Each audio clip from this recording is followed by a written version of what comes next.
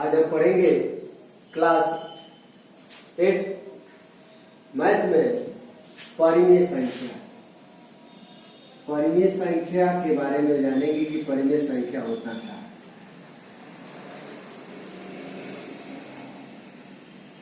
परिमेय संख्या की परिभाषा होती है, आप जिस संख्या को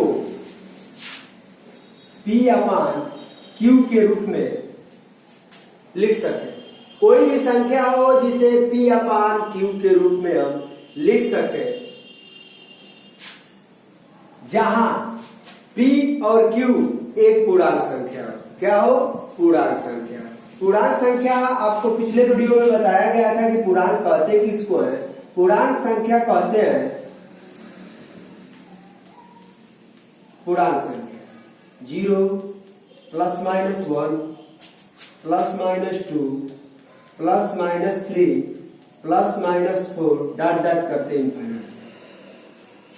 जैसे 1 +1 भी पूर्णांक संख्या होता है, -1 भी पूर्णांक संख्या होता है, +2 भी पूर्णांक होता है और -2 भी पूर्णांक होता है। तो परिमेय संख्या आखिर किसको कहते हैं? तो पूर्णांक संख्या से ही परिमेय संख्या बनती है। वे संख्याएं जिनको P/Q के रूप में लिख सके, जहां पे P और Q, P भी पूर्णांक होना चाहिए और नीचे भी पूर्णांक ही होना चाहिए।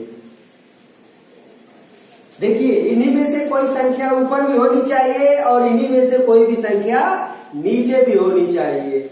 और Q जो है इज नॉट इक्वल 0।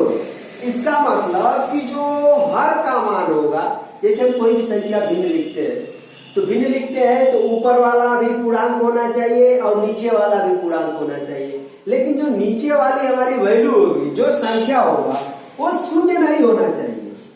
ऊपर वाला शून्य चलेगा लेकिन नीचे वाला शून्य नहीं होनी चाहिए। जैसे कहने का मतलब है, मान लीजिए हमने परिमेय संख्या आपको प्रदर्शित किया,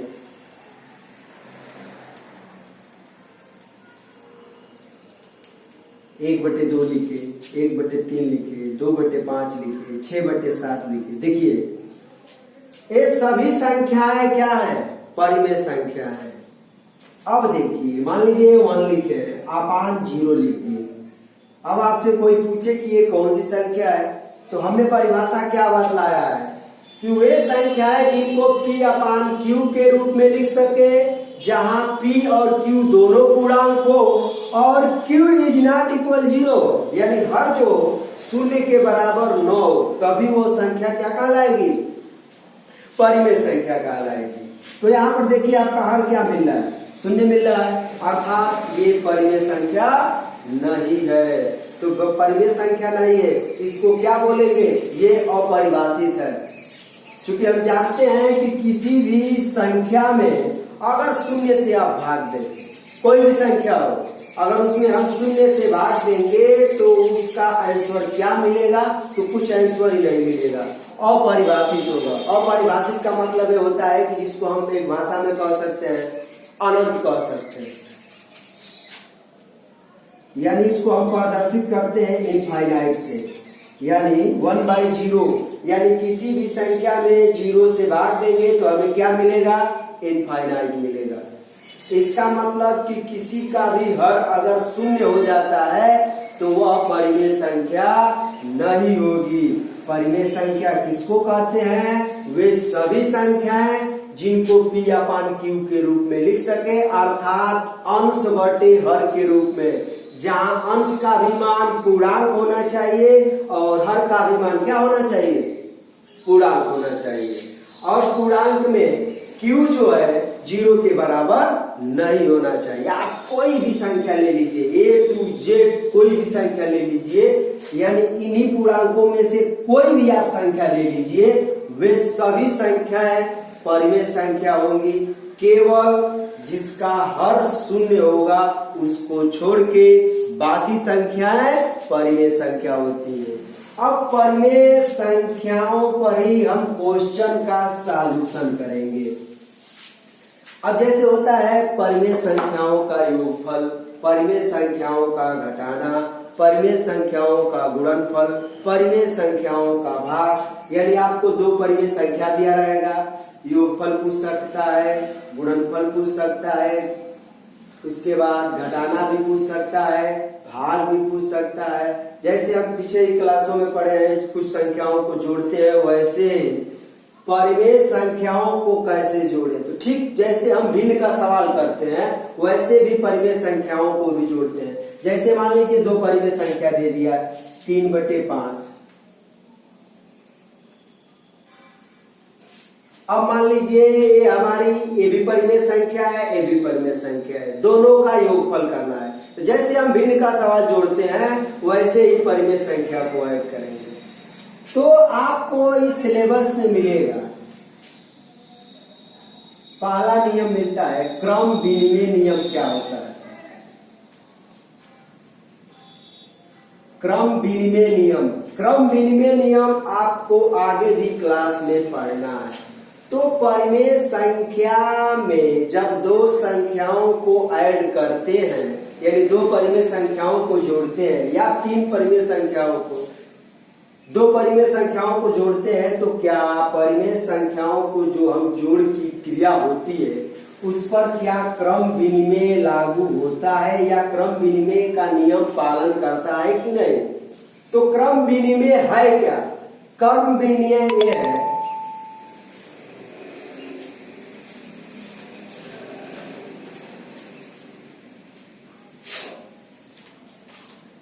क्रम विनिमय ये नियम है, जैसे मान लीजिए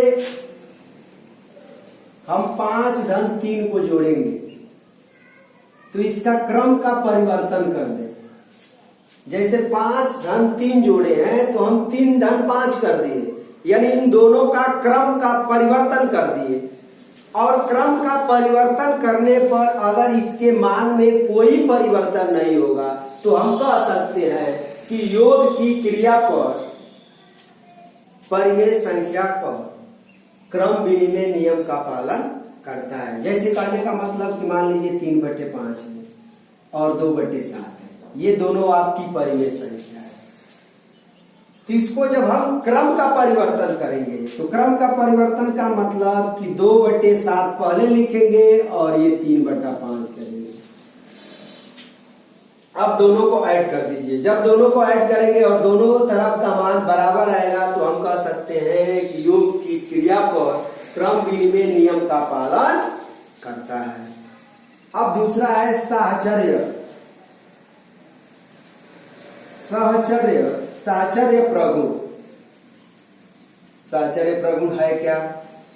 अब इसमें कोई भी 3 संख्या लिया जाएगा। मान लीजिए कि ए प्लस बी और प्लस सी बराबर ए प्लस बी प्लस सी।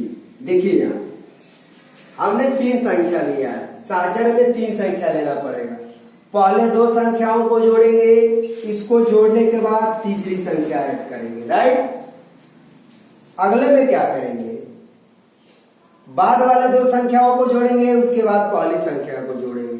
अगर इन दोनों के मान में अगर परिवर्तन नहीं होगा, तो हम कह सकते हैं कि योग की क्रिया पर साहचर्य प्रगुण पालन करता है।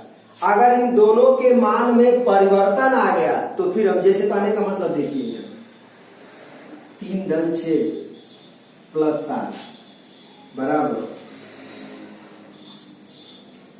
यहां पर देखिए 3 और 6 को आपस में जोड़ेंगे, 6 3 9 और 7 को जोड़ेंगे, कितना होगा?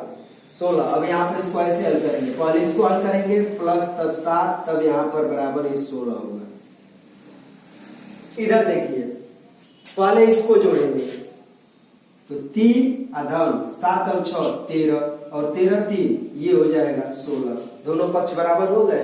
तो फिर हम कह सकते हैं कि योग की क्रिया पर साहचर्य प्रगुण का पालन करता है।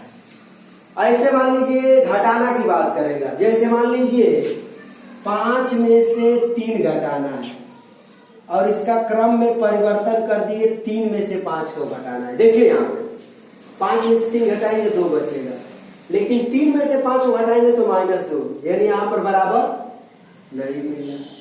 इसका मतलब योग की क्रिया पर क्रम विनिमय नियम पालन नहीं करता है, और उसी पर ये भी होगा योग की क्रिया पर सहचर्य प्रगुण भी पालन नहीं करेगा। तो ये बात ध्यान रखिएगा कि जो क्रम विनिमय और सहचर्य प्रगुण होता है केवल योगफल पर और गुणनफल पर। जैसे मान लीजिए, देख लीजिए, 6 में 5 का गुणा करें या 5 में 6 का गुणा करें, दोनों का मान एक ही आएगा। तो हम कह सकते हैं कि गुणनफल की क्रिया पर भी क्रम विनिमय नियम का पालन करता है और सहचर्य प्रगुण का पालन भी करता है। इस बात का ध्यान रखिएगा। तो जो पहली आपकी प्रश्नावली है इसी पर आधारित है। अब इस पर एक आता है योज्य प्रतिलोम, गुणात्मक प्रतिलोम क्या होता है। अगला है योज्य प्रतिलोम।